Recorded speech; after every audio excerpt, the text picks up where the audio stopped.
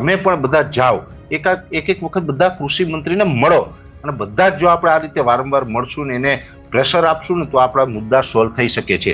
અમે તો મળવા ગયા, પણ મને તો દુઃખ એ થાય કે અમે મળવા ગયા છે, અમે 3 માગણી મૂકી, આજ દિવસ સુધી હજી 3માંથી એક માગણી પણ સંતોષાણી નથી. સરકારે અમારી માગણી પૂર્ણ નથી કરી.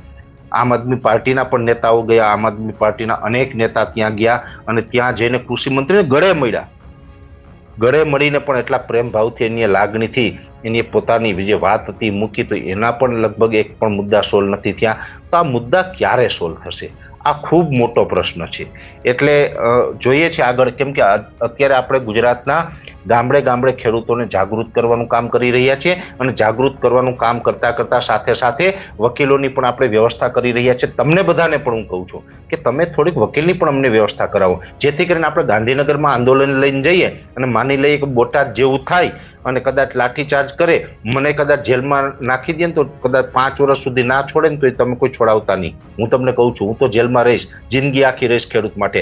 પણ નિર્દોષ ખેડૂતને જેલમાં પૂરશે તો એને કોણ છોડાવશે? એના છોડાવવા માટેની પણ વ્યવસ્થા હોવી જોઈએ.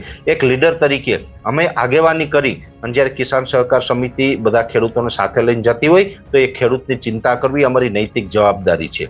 પછી 3 મહિના સુધી ખેડૂત જેલમાં રહીને છૂટે નહીં તો ખેડૂતને બિચારાને આર્થિક રીતે એક તો બધા દેવામાં ડૂબેલા છે ને ઉલટાના પાછા બધા વધારે ફસાઈ જાય. એટલે આપણે કોઈને જેલમાં પુરાઈએ પછી છોડાવવાની વ્યવસ્થા ન હોય, વકીલની વ્યવસ્થા ન હોય, 2 મહિના સુધી કોઈને જેલમાં રહેવું પડે ને તો એ આગેવાન માટે દુઃખની વાત કહેવાય.